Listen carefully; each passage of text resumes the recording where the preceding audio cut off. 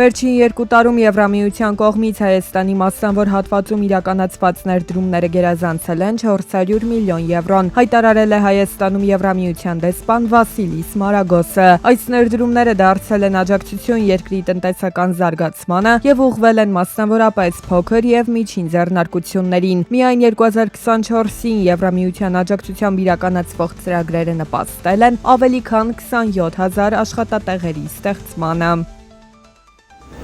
Եվրոպական հանձնաժողովի նախագահ Ուրսուլա ֆոն դեր Լայենը հայտարարել է, որ Հայաստանը կարող է դառնալ տարածաշրջանում առևտրային նոր ուղիների կենտրոն։ Եվրոպական հանձնաժողովի նախագահն ընդգծել է, որ Եվրոպայի համար դեպի կենտրոնական Ասիա եւ Կասպից ծով ամենակարճ ճանապարհը հենց Հայաստանով է, սակայն շեշտել է, որ այդ երթուղին պատերազմի պատճառով փակ էր։ Նա նաեւ հավելել է, որ Եվրամիությունը պատրաստ է ավելի սերտացնել Հայաստանի հետ գործակցությունը էներգետիկ ոլորտում, ինչպես նաեւ թվայնացման ուղղությամբ։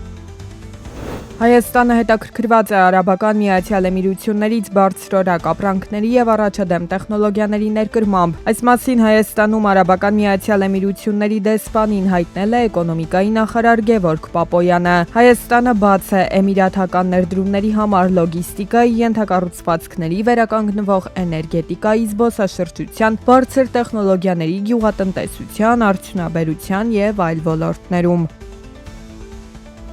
Եվրասիական զարգացման բանկը ակնկալում է բարձր տնտեսական ակտիվության պահպանում Հայաստանում 2026 թվականին։ Այս տարվա պետական բյուջեով Հայաստանի տնտեսական աճը նախատեսված է 5.4% մակարդակում։ Համաձայն Կենտրոնական բանկի այս տարվա արդյունքներով Հայաստանի ՀՆԱ-ի աճը կախված սցենարից սպասվում է 4.7%-ից 7.1% մակարդակում։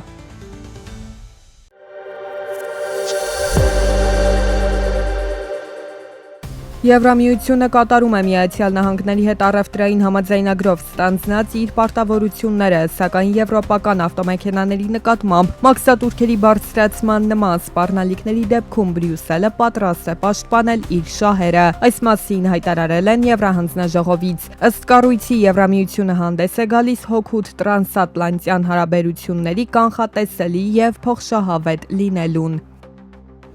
Մեծ Բրիտանիայի կառավարությունը հայտարարել է Ռուսաստանի դեմ պատժամիջոցների հերթական փաթեթի մասին։ Այս անգամ սահմանափակումների թիրախում են հայտնվել մի շարք ընկերություններ, ինչպես նաև Ռուսաստանի Դաշնության, Բելառուսի եւ Ֆրանսիայի քաղաքացիներ։ OPEC+-ի 7 երկրներ որոշել են հունիսին ավելացնել նավթի արդյունահանման քվոտաները օրական 188,000 բարելով։ Այսպիսով OPEC+-ի ընդհանուր քվոտան հունիսի համար, հաշվի առնելով Ղազախստանի եւ Օմանի կողմից նախատեսված փոխհատուցումները, կկազմի օրական 34,744 միլիոն բարել։ Սա 185,000 բարելով ավելի է, քան դաշինքի ապրիլ ամսվա թույլատրելի արդյունահանման մակարդակը։ Իրաքը սկսել է նավթի արտահանումը Սիրիայի միջոցով, այն ավտոցիստերներով տեղափոխելով միջերկրական ծովի Բանիաց նավահանգիստ։ 70 բեռնատարից կազմված շարասյունը, որոնք տեղափոխում են հում նավթով լցված ցիստերներ, անցել է Սիրիայի Ալ-Յարուբիա սահմանային անցակետով, ինչը վերջին 14 տարվա ընթացքում այս երթուղով առաջին փոխադրումն է։ Ցամաքային փոխադրումը սկսվել է այն պահին, երբ Իրաքը փնտրում է նավթի արտահանման այլընտրանքային ուղիներ Հորմուզի նեղուցի շրջափակման ֆոնին։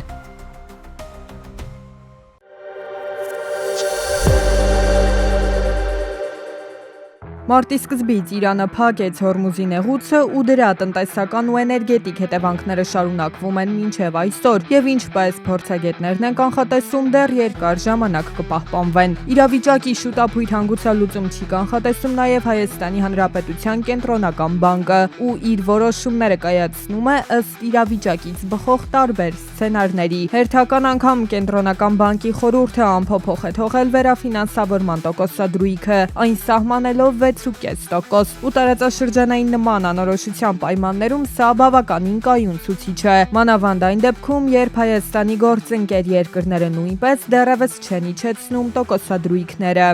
Հարկաբյուջետայինը, որը արտաքինից կախված չէր, մեր մոտ ավելի ու ընթացքը ֆիսկալ թվերի ցույց են տալիս, որ հնարավոր է, որ դեֆիցիտը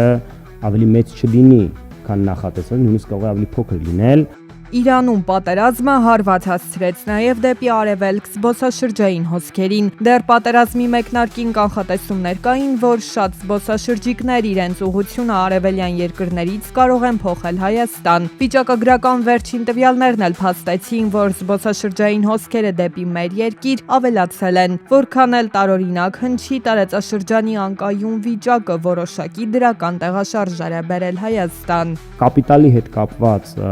մենք պորտֆելային ներդրումների մասով միջազգային ներդրողների հետ կապված, ինչպես պետական արժեթղթերում, ֆինանսական համակարգի միջոցով եւ նաեւ ուղղակի իրական հատվածի մեջ նման դինամիկա մենք տեսնում ենք։ Այդ դինամիկան նոր չի ակտիվացել հենց կոնկրետ Հորմուզի այս պատմությունից հետո,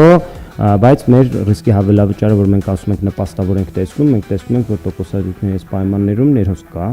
շարունակում է։ Վերջին շրջանում պետական եկամուտների կոմիտեի մաքսային ծառայության աշխատակիցները հաճախ են դեպի Հայաստան կանխիկ գումարի, մասնավորապես ռուբլու ապօրինի տեղափոխման դեպքեր բացահայտում։ Ընդ որում խոսքը բավականին մեծ գումարների մասին է։ Կենտրոնական բանկի դիտարկումների համաձայն նման դեպքերը ճնշում են փոխարժեքի շուկան, ինչի հետևանքով էլ մեր շուկան մշտական արժևորման ուղղությամբ է գնում։ Թեև բացահայտումները վերջին շրջանում ավելացել են, բայց կենտրոնական բանկում արտառոց որևէ բան չեն նկատել, միշտ էլ նման դեպքեր գրանցվել են։ Մեր մակրո թվերի մեջ մենք մեծ փոփոխություններ չենք տեսնում։ Մեր մոտ կա տրանսֆերների աճ, կանխիկը ցավոք սրտի ժամանակ առ ժամանակ մենք դիտարկում ենք հարցումների միջոցով, մենք այդ հարցումներին վերադառնալու ենք, հավանաբար ամռանը կամ մոտակա ապագայում էլի կանենք հարցումներ հասկանալու համար կանխիկի դինամիկան ոնց է փոխվել։ Իդեպ կենտրոնական բանկի նախագահի տեղակալի ասուլիսին զուգահեռ ազգային ժողովում կենտրոնական բանկի նախագահի ընտրության հարցներ քննարկվում։